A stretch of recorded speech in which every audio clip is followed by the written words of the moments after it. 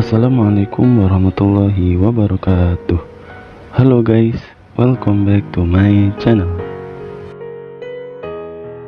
Pada kesempatan kali ini, izinkan saya untuk melanjutkan cerita kita di part 11. Bagi teman-teman yang penasaran cerita kita dari part 1 sampai dengan part 10, silahkan kepoin aja. Linknya ada di deskripsi di video ini. Check it out. Dan tidak lupa pula, saya ucapkan terima kasih banyak kepada teman-teman yang sudah mau mampir ke channel ini. Semoga teman-teman bisa betah, dan silahkan untuk memberikan kritik dan saran kepada kita. Semoga kedepannya channel ini bisa berkembang menjadi lebih baik lagi, dan semoga juga dengan cerita-cerita dan video dari kita teman-teman bisa terhibur, dan semoga juga dengan cerita ini kita semua bisa mendapatkan manfaat yang kita peroleh dari cerita ini.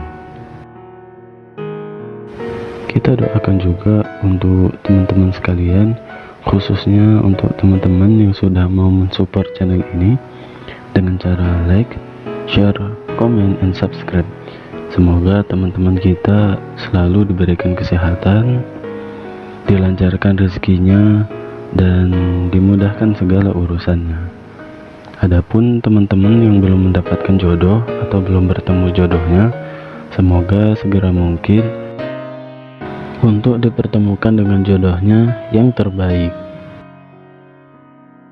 Bagi teman-teman yang ingin berbagi kisah di sini, silahkan teman-teman bisa untuk mengirimkan kisah maupun cerita tersebut melalui email pribadi saya, yaitu kitabdukung7@gmail.com. Dengan email tersebut, teman-teman bisa untuk menyalurkan maupun mengirimkan kisah teman-teman yang semoga kita sama-sama belajar dari pengalaman kita bersama. Dan tentunya keprivasian teman-teman akan kita jadikan sebagai nomor 1. Dan inilah dia ceritaku di part 11.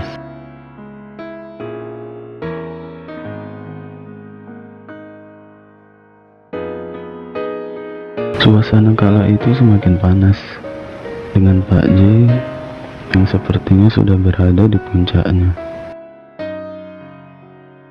Dengan perlahan, Pak J terus memaju mundurkan pusaka miliknya di dalam mulutku.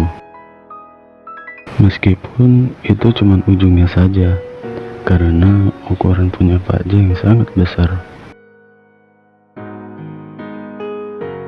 Semakin lama, gerakan Pak J terasa semakin cepat, diiringi dengan nafasnya yang sudah tidak karuan lagi.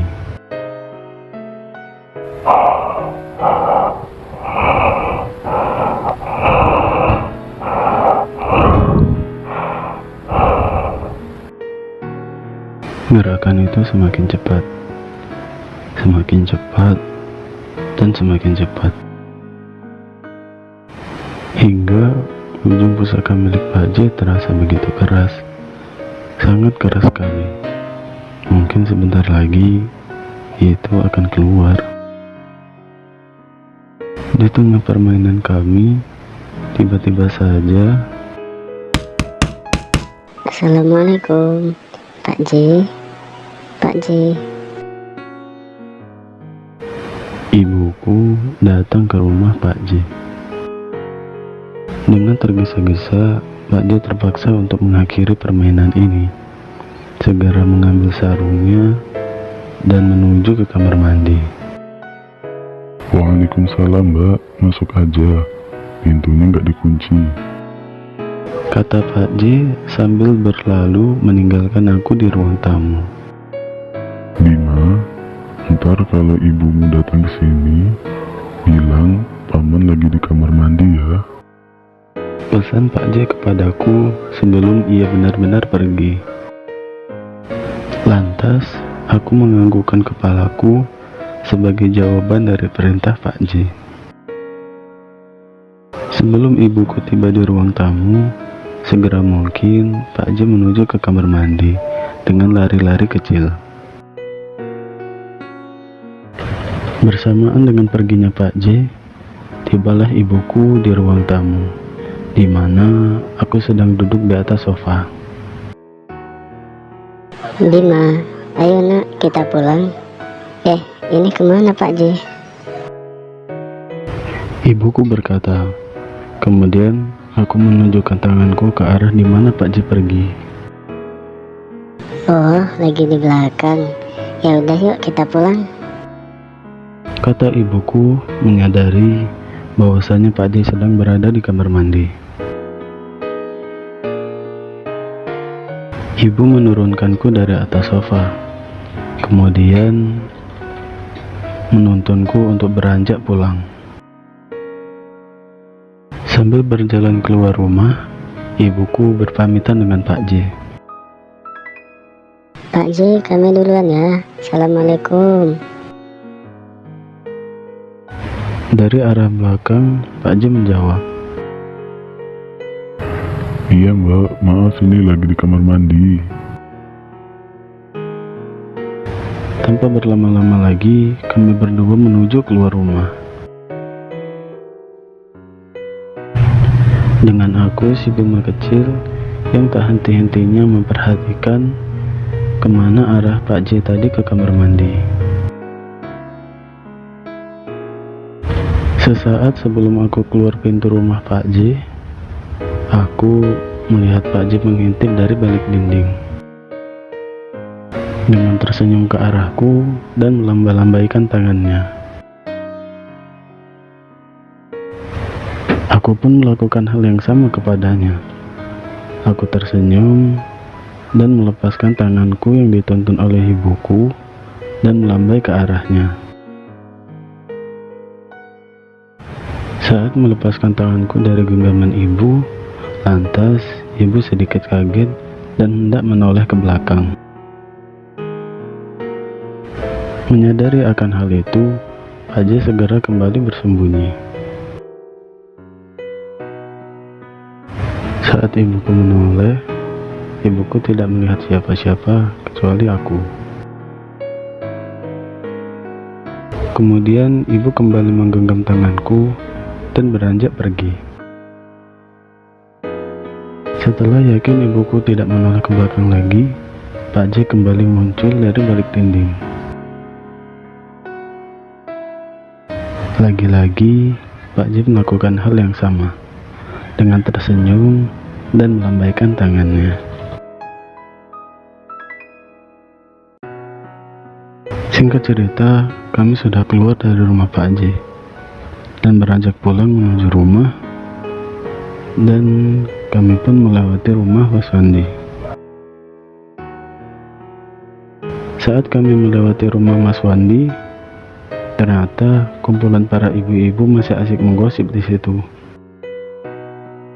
Dengan ramahnya, ibuku menyapa mereka semua. Ibu-ibu, kami duluan ya. Sudah sore. Iya bu, iya bu, iya bu, iya bu, iya bu. Mari, silahkan. Kumpulan ibu-ibu itu menjawab dengan hampir bersamaan. Selepas ibuku menegur mereka semua, kumpulan para ibu-ibu itu pun membubarkan diri dan segera masing-masing pulang ke rumah. Di sela-sela para ibu-ibu itu, aku melihat seseorang yang sedang beranjak pergi menuju rumah Pak J. Tidak lain, orang itu adalah Mas Wandi. Kira-kira Mas Wandi datang ke rumah Pak J sore-sore mau ngapain ya? Aku pun tidak tahu. Namun gerak-gerik Mas Wandi terlihat sedikit mencurigakan, dengan Mas Wandi seringkali menoleh ke belakang, seperti sedang mengawasi situasi. Apakah yang mereka lakukan?